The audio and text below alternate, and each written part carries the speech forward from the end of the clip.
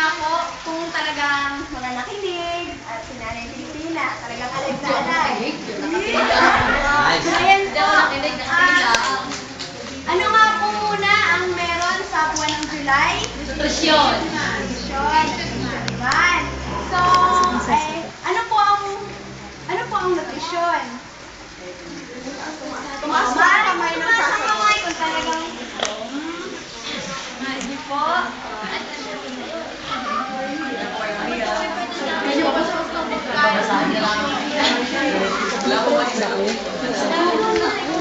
Sige po, Nay. Kamay ng sasagot dahil kapag po sumagot, Tama. Pag tama ang sagot. pag tama po ang sagot, may bibigay. Sige po, Ma'am Donna. Ano po ang Nutrition po ay tumutukoy sa ating kalusugan kung paano po natin ito mapapangalagaan. Yan. Nay, dito na lang po. Nay, dito po. Lapit na po. Nanay, lapit daw po kayo. Iwasan na si Kana. Maraming salamat po. Maraming salamat po. Dahil po ang active participation natin, Saka po si Nanay Pilipina, magbabahagi na po. aming munting nakayanan. Ito, wasing-masing. Wala. Maraming salamat po. Salamat po. Salamat po sa inyong pakikipagad. Siya naman po ang susunod na mabuulat sa tamang pagkahanda ng pansika. Ayun, sana po makinig ulit kayong lahat kasi may dalawa po ulit na katanungan at magbabahagi po ulit kami ng muling papremyo. Pagpasensya niyo po yung pagkain nyo ng medalya po ay pinipili lang talaga. So, sino po ang nagluluto sa tahanan nila? Lahat naman po siguro marunong magluto dahil ang bawat isa po dito ay isang ina. Tama po ba? Ay paano po ba kayo nagluluto sa inyo? Nakasigurado po kayo na ligtas at malinis ang inyong pagluluto. Pwede po bang magbahagi sa inyo kung paano sila nagluluto sa kanila? Maaari po ba? Sige, Ate Julie. Nililinis ko na ang kagamitan sa kusina. Wow! Madali. Hindi, tama po yun. So, before and after po tayo na magluto, isigurado po natin na tayo ay maglilinis ng kagamitan. Then, ito hindi ko na po kailangan isa-isahin dahil ito naman po ay talagang practical na. Kung baga ginagawa naman po natin lahat. Maghugas po tayo ng kamay. Ano po? So, yun. So, para po sa formality lang, yan, ang tamang paraan sa paghahanda ng pagkain, ang kauna-unahan ay siguraduhin malinis ang mga kasangkapang gagamitin sa pagluluto, gayon din ang lugar na paglulutuan at din ang po binahagi sa ating Ma'am Julie. Sino po gusto magbasa ng number 2? Sige po, ate. Go na! Maria, yung Maghugas ng kamay bago ihanda ang pagkain. Yun, 555. So, ang pangatlo po ay hugasang mabuti ang mga kagamit na kakailanganin gaya ng kutsilyo, sangkalan, sandokawala, at iba pa. Ang wastong pagluluto ay nakatutulong upang mapatay ang mga mikrobyo. Ano daw po ang mapapatay sa paghugas ng mikrobyo? Yan, nakikinig ang bawat isa. So, ang kaapat po ay ilagay sa ref ang mga itirang pagkain. So, ganito po yun, mga inang. Kapag po tayo ay nagluluto, di ba may mga leftover po tayo or yung mga tira-tira pagkain. So, lagyan po natin yung plastic, lagyan po natin agad siya pagkatapos kumain sa ref. Kasi kapag po hindi natin inilagay yun sa ref, nagkakaroon Meron po, sir po yung si Aga. Ganun po ba yung permission? Walang rep. Ay, di, kayo na po lahat. Pag walang rep eh. May dengue tapos Sabagay nga. tapos. Eh di siguro po Sa pangatlo. or kaya naman po ay lutuin na lang ulit. Tapos po ganun. Kasi sinasaad po dun sa 10 bukas daw eh.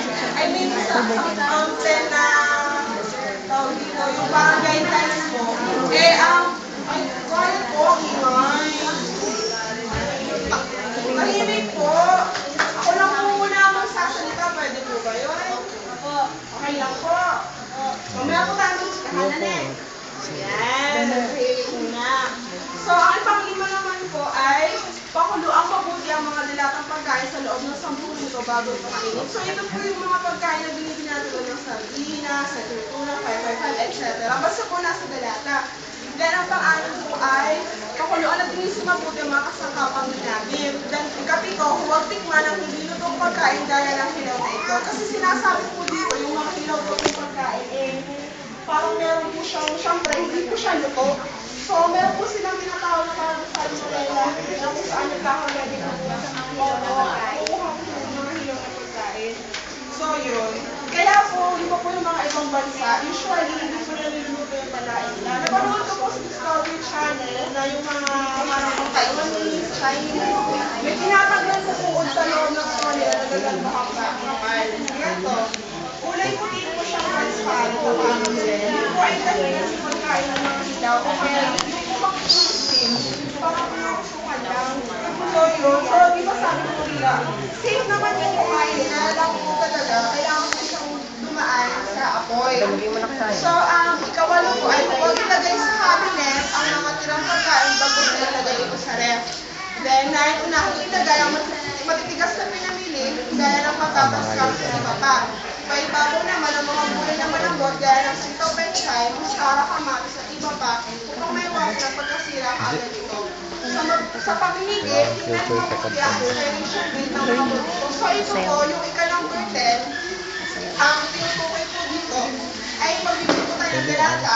Minsan po, sa mga grocery store, hindi po natin namamalayan, di ba kuha na natin tayo ng kuha. Minsan, hindi po Sayaw na lang.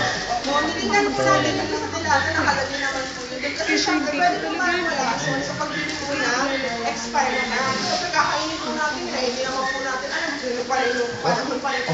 Ano man. So, yun lang po ang kabuuan ng report namin na tungkol sa nutrition. Yeah, yun. So, magtatanong lang po ako, dalawang katanungan lang po ito.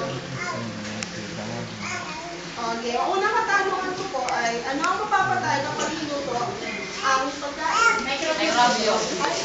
Sa ating Judy. Wow, bigay to. Tama po. Tawagin na pang- tumaas ang kamay.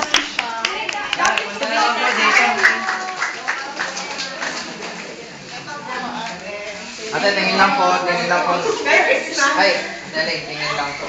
Secret yan. Tingin lang po. Sige po. So, next question na po ito. Ang tatawag na lang po ako sa huli. Ano po? Gawa ng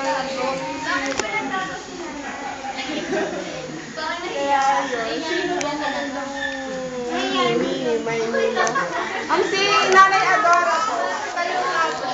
Nanay Adora. Ano po ang dapat gawin bago at matapos magprepara ng pagkain? Yes. Salamat po. Dahil po sa Kumain po kayo ng bahay. Bayad ko pa. Kaya lang po dito na. Hindi po yan bomba. Tingin lang po. Sige, madali lang po. Tingin daw po kayo sa picture. Salamat po.